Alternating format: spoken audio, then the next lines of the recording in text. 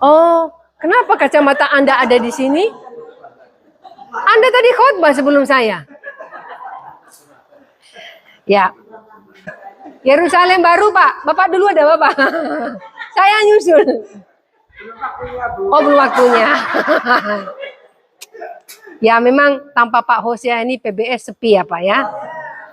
Makanya Pak jangan cepet-cepet ya Pak ya, tunggu.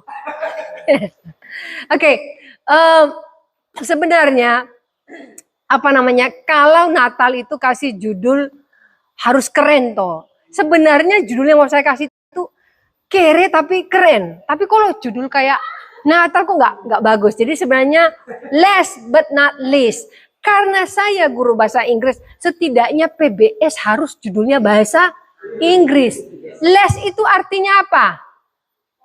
Bukan les pelajaran. Les itu artinya kurang. Kalau list artinya apa? Bukan kutu ya, itu list. List apa?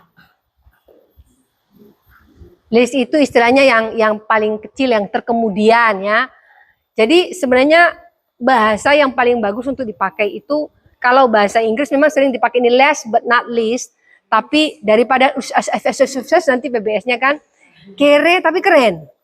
Jadi kita Mbak Tuhan, saya cuma mau sharing ini supaya kita di sini, karena saya percaya warga PBS ini semua pelayanan motivasinya benar-benar murni buat Tuhan. Amin. Karena setiap orang yang motivasinya murni, saya percaya justru pelayanannya itu yang sangat diurapi Tuhan. Nah, kita baca dulu. Tapi, oh ya, kita bahas tapinya nanti Pak ya. Jadi gini, pertama sekali anak saya belajar bahasa Indonesia, saya tanya, mau makan ikan atau ayam? Coba tebak apa pilihan anak saya? Atau. Ikan atau ayam? Atau. Nah jadi Pak Hosea juga memilih kita membahas atau but. Ya, tapi hari ini kita tidak bahas itu Pak, nanti setelah ini ya. Nah kita baca dulu di Mazmur 139 ayat 14. Aku bersyukur kepadamu, karena ini yang membantu. Ayo kita baca sama-sama ya. Kita bukan jemaat ini. Ayo, buka dulu Alkitabnya, sampai sore saya tunggu. 139 ayat 14. Oke, 1, 2, 3. Aku bersyukur kepadamu. Oleh karena kejadianku dahsyat dan ajaib. Ajaib apa yang kau buat dan jiwaku benar-benar menyadarinya. Ada dua perkataan hebat di dalam ayat ini, dahsyat dan ajaib. Saya mau kita mengetahui dulu makna terdalam ini. Nah, kata dahsyat kalau di dalam bahasa Inggris ditulis wonderfully made. Jadi diciptakan dengan dahsyat, dengan fearfully. Nah, fearfully sebenarnya kan katanya menakutkan. Makna dari Alkitab ini kita akan baca dulu ya. Jadi seperti kata tadi dahsyat, wonderful, itu di dalam bahasa Ibrani palah. Jadi bukan palah peang, bukannya. Palah. Palah ini artinya dibedakan, dipisahkan. Kalau yang ditampi, dicari yang terbaik, itu namanya palah. Jadi dipisahkan, diambil yang terbaik. Ketika dikatakan tadi ayat ini bahwa kejadianku dahsyat, berarti hamba-hamba Tuhan di tempat ini Anda dipisahkan. Berarti Anda yang terbaik. Nah, ketika kita tadi di Mazmur ini dikatakan 139 ayat 14 bahwa kejadianku dahsyat, kejadianku ini aku ini terpilih, aku ini yang terbaik. Kenapa saya mengatakan tadi kita akan bahas last but not least? Mungkin kere dalam arti bukan soal uang ya, saya tidak bicara itu, tetapi banyak hal kekurangan kita ketika pelayanan di desa. Kekurangan terutama di desa adalah kurang dana. Kita jujur saja kurang dana. Kalau banyak dana Anda kasih sembako tiap minggu, jemaat banyak loh. Percaya saja. Karena ada gereja baru buka, dia kasih wacana, kasih sembako tiap minggu, itu jemaat dari gereja lain pindah situ semua. Dan itu terjadi, tetapi makanya saya bisa katakan, warga PBS di tempat ini karena murni pelayanannya buat Tuhan, bukan untuk sembako. Saya percaya justru ini yang diperhitungkan oleh Tuhan. Nah, kita tadi membahas kata-kata ini dulu, palah itu wonderfully made atau dibuat secara istimewa, dipisahkan. Berarti orang-orang pilihan. Kalau orang-orang pilihan tentu ada tandanya dong. Karena bahasa Ibrani ini, gini, bahasa Ibrani itu satu kata maknanya itu sangat dalam. Makanya tidak tidak mudah menerjemahkan Alkitab bahasa Indonesia karena kadang sulit menemukan bahasa Indonesia yang tepat apa. Jadi makanya ada beberapa orang komplain, Alkitab ini, tidak itu. Karena memang tidak bisa dibahasa Indonesia kan. Kalau bahasa Indonesia, Alkitab itu bisa lebih tebal lagi. Karena satu kata, bahasa Ibrani itu maknanya banyak dan dalam. Nah, makna kedua tadi ajaib. Ajaib itu kalau bahasa Inggris mereka menerjemahkan fearfully. Fearfully itu kan harusnya menakutkan. Tapi yang menakutkan, makna dari kalimat ini bukan menakutkan bagaimana, tetapi mencengangkan. Jadi kalau Anda melihat sesuatu yang luar biasa, Anda pasti wow gitu ya. Pak Hosea kalau kaget gimana Pak? Gitu Pak. Oh, gitu aja ya Pak ya. Tidak heboh Pak. Siapa di sini kalau kaget heboh? Kaget. Oh kaget. Aduh Pak jangan sampai kaget aku gitu ya. Nah, jadi itu pakai kata yare. Jadi bukan lagu India yare, enggak ya. Yare ini artinya ajaib. Bukan hanya sekedar kata ajaib, tapi yare ini artinya mencengangkan, luar biasa. Sampai orang melihatnya itu sampai kok bisa ya? Nah, jadi itu makna dari yare. Jadi ada dua kata dalam kalimat ini tadi, palah dan yare. Nah, ketika masuk di dalam Mazmur 139 ayat 14, aku dipisahkan oleh Tuhan secara mencengangkan, secara luar biasa, itulah kita hamba-hamba Tuhan saat ini. Tapi apakah semua hamba-hamba Tuhan punya motivasi yang sama? Belum tentu. Kita akan lihat dulu, ketika membahas tadi last but not least, mungkin punya sedikit saja dananya, mungkin kemampuannya sedikit saja, tapi apa yang bisa dia lakukan bukan berarti yang terkecil. Yang pertama, yang bisa dilakukan oleh hamba-hamba Tuhan, orang-orang pilihan Allah, yang palah, yang luar biasa, yang yare, yang hebat ini, yang pertama adalah melakukan hal kecil, tetapi memiliki pengaruh yang besar. Jadi small deed, big impact.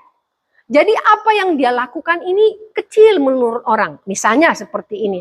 Apa sih yang Anda lakukan di desa?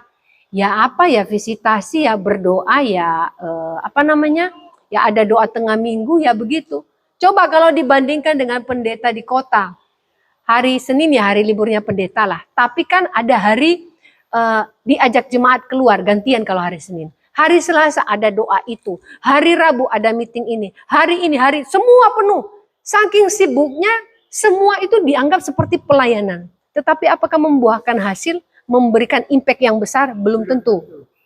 Di desa, hari ini Anda hanya datang melihat jemaat Anda yang sudah tua, bahkan tidak ngerti Alkitab, tapi pokoknya dalam nama Yesus, amin katanya. Ketika Anda mendatangi, mengimpartasi, berdoa, Anda sudah melakukan impartasi yang luar biasa. Itu namanya big impact. Saya ingat jemaat yang di Sedudo ya, Pak, yang tua itu yang sudah almarhum ya, yang rambutnya putih.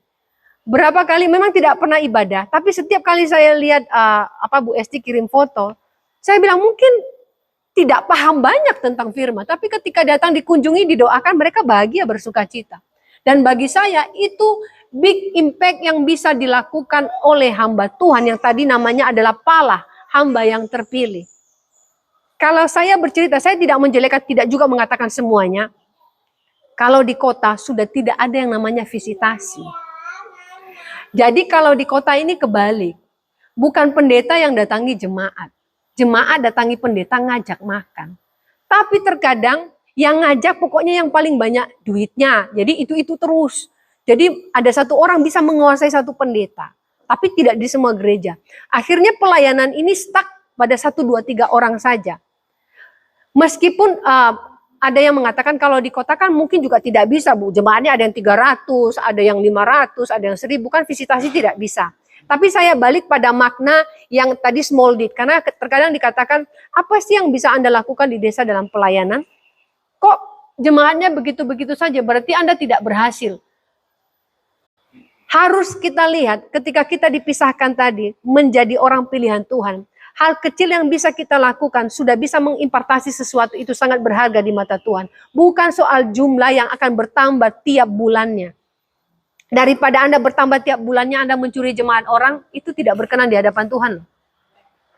Kesuksesan sebuah gereja atau pendeta bukan soal berapa jemaat yang bisa dia tambah tiap bulan. Tetapi apa pekerjaan yang sangat kecil yang dia lakukan demi kemuliaan nama Tuhan, itu baru namanya big impact. Atau seperti yang di Kanaan, di tempatnya Pak Dempsey. Jemaatnya sedikit. Udah gitu tempatnya udah pecah-pecah lagi. Dipinjemin lagi. Apakah bisa kita katakan bahwa pelayanannya tidak sukses? Saya katakan sukses. Ada jiwa di sana yang membutuhkan Tuhan. Satu orang saja diperhitungkan oleh Tuhan. Apa yang dilakukan oleh tiap gereja? Saya sekarang sudah hampir semua ke gereja Bapak Ibu. Dan ini saya laporkan ke beberapa teman yang di kota. Bahwa seperti kemarin saya masih baru bergabung dengan satu community. Itu mereka memperhatikan gereja-gereja kecil. Nah tetapi dari situ ternyata dari yang saya lihat, Bapak Ibu yang ada di PBS ini sudah hebat, luar biasa. Luar biasa. Ada beberapa tempat mereka sudah 3 tahun dapat satu pun tidak. Karena memang semua tidak percaya Tuhan dan mereka harus ke sana tidak boleh mengaku sebagai hamba Tuhan. Ada yang buka laundry, ada yang jualan makanan. Karena tidak boleh langsung pelayanan. Dan yang mereka lakukan itu butuh butuh keberanian yang luar biasa. Dan mereka juga butuh hati yang sangat besar untuk boleh melakukannya. Ini tadi yang disebut dengan small deed, big impact. Meskipun apa yang Anda lakukan hari ini dan pelayanan mungkin tidak terlalu besar. Tapi saya percaya itu membawa impact yang besar buat kerajaan Allah. Amin. Jadi gini, kalau small deed ini gini. Gereja Anda mungkin tidak mewah ya. Ada makanan tidak mewah, tapi mengenyangkan dan menyehatkan. Betul? Makanan mewah biasanya banyak kolesterolnya. Ceritanya gini, mereka itu makan makanan laut, lobster, gede. Harganya satu lobster itu 1 juta. Saya bilang, wih 1 juta saya bisa beli beras buat hamba Tuhan PBS ini. Lumayan ini, nggak sabun gitu ya. Tiap bulan kan kita membutuhkan ya daripada lobster sekali makan 1 orang. Saya bilang, nggak usah gitu, kasih PBS 50.000 aja bisa buat bensin. Kalau saya begitu loh ya, maaf. Tapi saya bukannya mengatakan dia salah dengan makan itu. Pulang dari situ, masuk rumah sakit, kolesterol naik, gredek. Terus akhirnya anaknya bilang gini, makanya toh Pak, makannya itu yang sehat gitu.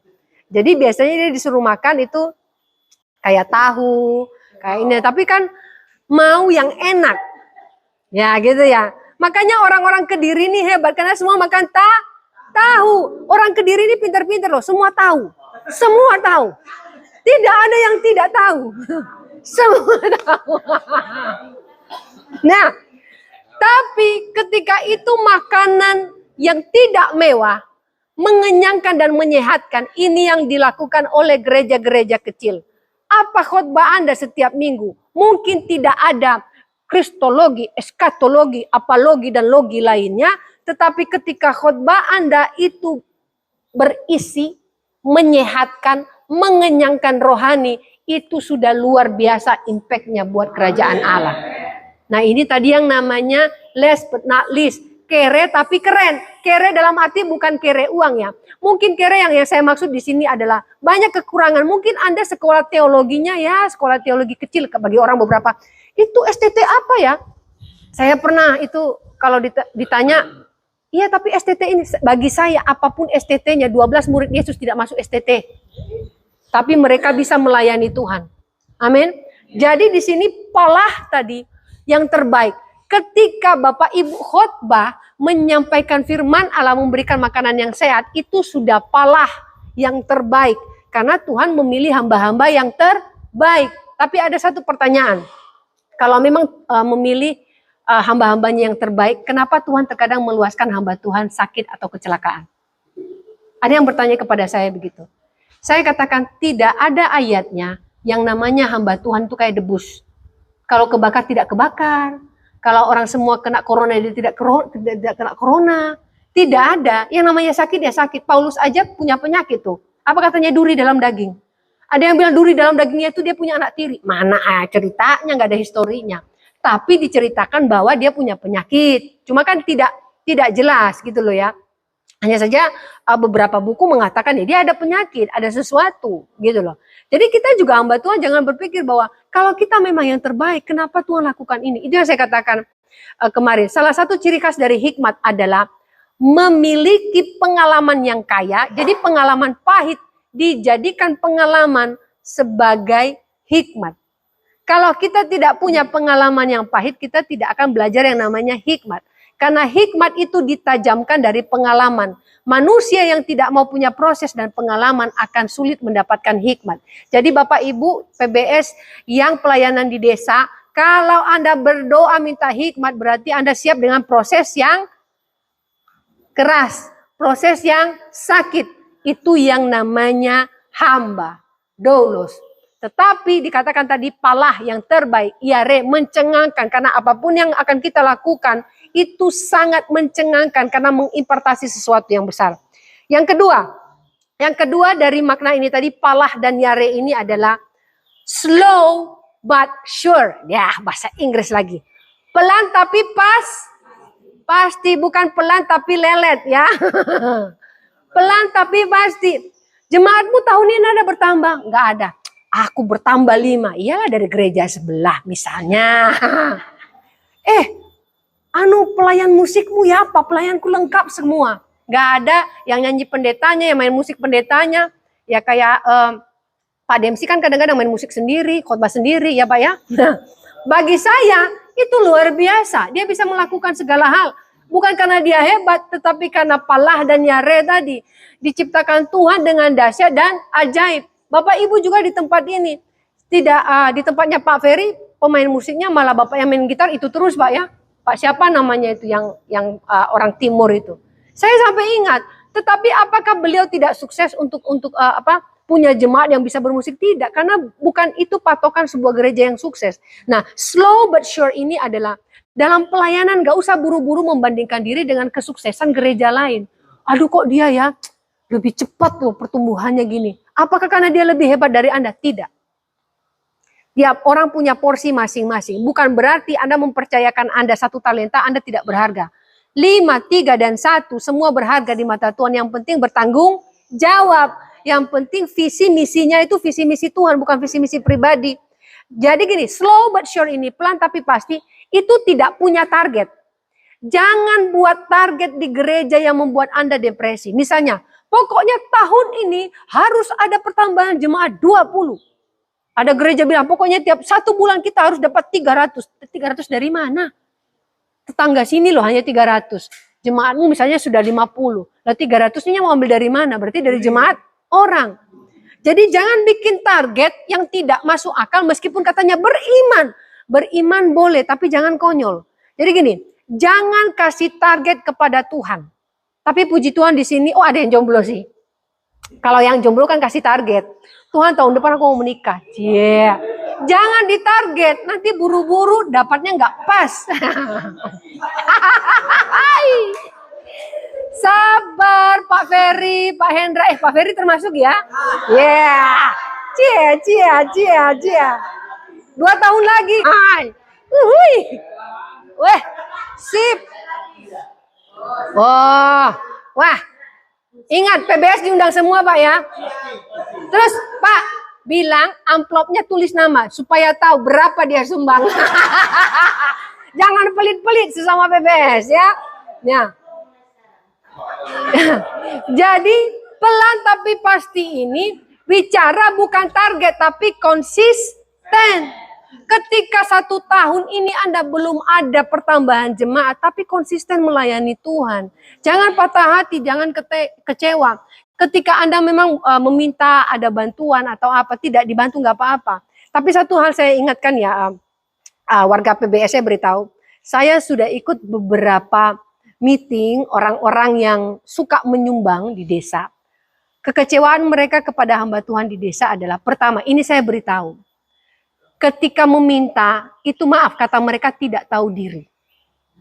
Jadi, misalnya jemaatnya cuma 5, tapi minta gerejanya dibangun untuk 100-200 orang. Katanya beriman. Nah, ketika datang untuk survei, dia pinjam jemaat orang. Nah ini jangan kita lakukan. Saya berharap tidak ada hamba Tuhan di PBS yang seperti itu. Please, jangan. Karena itu Anda sedang membangun kerajaan Anda sendiri, bukan kerajaan Tuhan. Makanya sekarang ketika ada sumbangan dari kota, mereka langsung turun di lapangan melihat dan ngecek. Karena sudah banyak yang mengecewakan.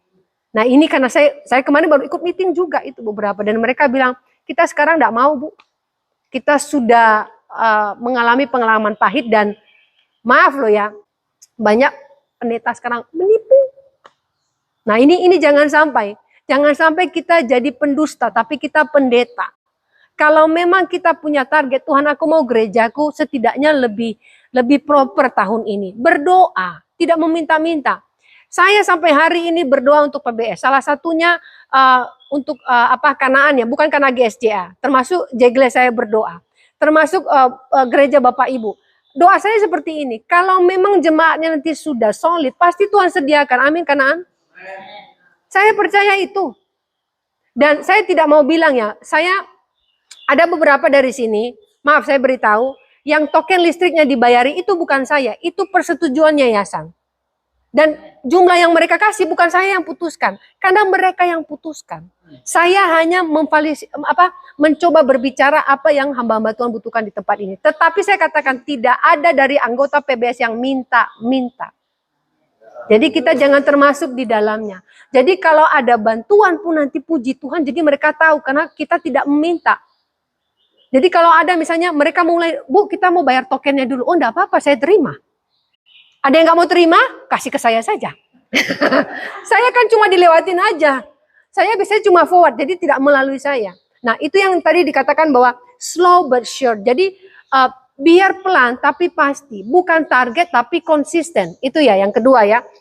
Nah yang ketiga dari Palah dan Yare ini tadi dahsyat dan ajaib adalah not full but flow. Tidak penuh tetapi mengalir. Meskipun persembahan tiap minggu di gereja tidak penuh, bahkan tidak bisa untuk bayar token listrik. Tapi saya percaya berkat Tuhan terus mengalir. Bapak Ibu di sini pernah nggak makan itu minta-minta? Saya percaya tidak ada yang minta-minta. Hamba Tuhan dipelihara oleh Tuhan Jehovah Jireh. Tidak ada gereja di sini minta tolong bayari listrik saya. Gereja saya tidak bisa bayar ya. Nggak ada. Semua Tuhan sediakan. Ini yang namanya not full but flow. Tidak penuh tetapi mengalir.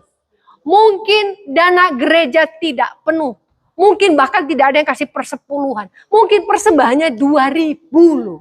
Itu pun udah kena bekas darah ikan. Saya pernah itu. Aduh, saya bilang, Bu ini coba Bu mau ditaruh kemana? Apa? Sampai tulisan 2.000-nya itu kena darah ikan. Bu amis Bu ya. Namanya persembahan dikuduskan di dalam nama Yesus. Bukan soal dia itu bekas. Dia punya hati memberi aja bagus. Tapi kalau memang dia bisa memberi lebih, dia hanya memberi itu ya sudah. Gereja tidak boleh memaksa. Gereja tidak boleh protes. Kita hamba Tuhan. Kita melayani bukan dilayani. Amin. Amin. Bukankah Tuhan Yesus mengatakan aku datang bukan untuk dilayani tetapi melayani. Waktu saya ke David waktu itu yang mengadakan acara itu minta maaf ya Bu kalau tidak saya bilang saya di sini datang bukan untuk dilayani Pak, saya datang untuk melayani. Jadi kalau duduknya bagi saya ini sudah sangat bagus. Jadi jangan pernah juga saya hamba Tuhan di PBS kalau Anda undang hamba Tuhan di luar untuk berkhotbah tidak usah terlalu diistimewakan kayak juragan. 5.000 nggak usah. Biasa aja ya maksudnya beretika, sopan, tetapi jangan terlalu dirajakan. Karena ingat dia datang untuk melayani. Kalau dia datang untuk dirajakan, itu hatinya bukan untuk melayani. Saya paling anti kalau ada itu sampai dirajakan gitu loh. Nah kita kalau Bapak Ibu mungkin diundang, mungkin gerejanya juga kecil, tidak usah sampai menjadikan diri seperti undangan yang sebagai raja. Jangan. Karena kita tadi sudah Palah, sudah Yare, sudah luar biasa kok. Tidak usah diagung-agungkan. Karena di hadapan Tuhan kita sudah dipisahkan yang terbaik.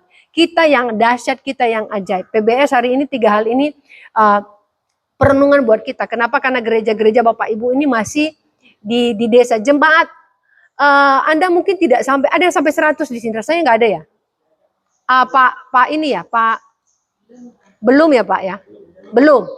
Nah, karena gini, kalau kalau pelayanan di desa ini tidak mudah untuk, pertama tidak mudah untuk penginjilan murni. Penginjilan murni benar-benar yang belum percaya ya. Jadi jangan target Tuhan, tapi konsistenlah melayani. Jangan tidur juga aja terus hamba Tuhan. Woi, jalan-jalan terus, pergi ke sana, pergi ke sini. Kapan pelayanannya ya? Jadi memang konsisten. Hari ini Natal PBS kita buat satu inilah moto untuk hamba-hamba Tuhan, bahwa meskipun dana kita kurang, tapi tenaga kita kasih yang paling besar untuk melayani Tuhan. Amin. Amin. Meskipun gereja kita belum layak, tapi kita percaya ketika waktunya tiba Tuhan berikan yang terbaik. Amin. Dan terakhir adalah saya percaya semua di sini pelayanannya murni, dan jangan sampai image hamba Tuhan desa buruk. Kalau ada 1-2 oknum yang membuat buruk nama hamba Tuhan di kota kecil apa di desa, tapi biar kita yang memperbaiki itu, bahwa tunjukkan. Tidak semua ya, maaf, jangan dicap semua hamba Tuhan desa seperti itu. Karena dari forum itu sepertinya hampir semua. Jadi tidak semua. Dan ini perundungan kita hari ini, jadi last but not least, biar keminggrisan sedikit PBS, jangan kere tapi keren ya. Jadi pakai ini sebagai tag kita tahun ini, supaya nanti tahun depan kita ubah lessnya jadi more, ya. Ya, more ini berarti tahun depan ini ada pertambahan dalam banyak hal, bukan pertambahan berat badan ya. Ya. Saya juga mau nambah berat badan, nggak berat-berat ini, bagaimana ini? Nanti dibagi ke saya ya. Oke, berarti 3 hal ini, ayat ini kita buat jadi tag kita, Mazmur 139 ayat 14. Kita dibuat Tuhan dengan ajaib dan dahsyat. Hamba-hamba Tuhan di tempat ini, Anda dahsyat, Anda luar biasa. Dan saya percaya tahun ini 2025 adalah pelayanan yang dahsyat dan ajaib juga untuk pelayanan kita. Amin. Tepuk tangan untuk Bapak Ibu sendiri. Amin. Yang beri kemuliaan bagi nama Tuhan. Mari kita berdoa. Yesus Tuhan, Yesus Tuhan, Yesus Tuhan.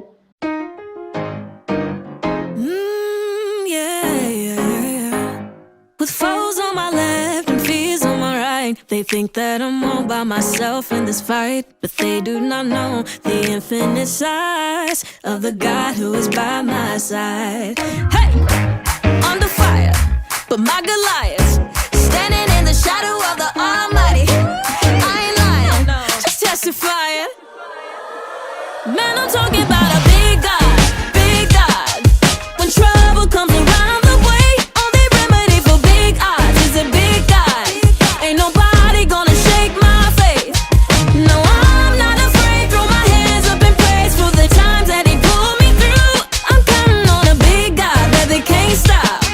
He's a big God.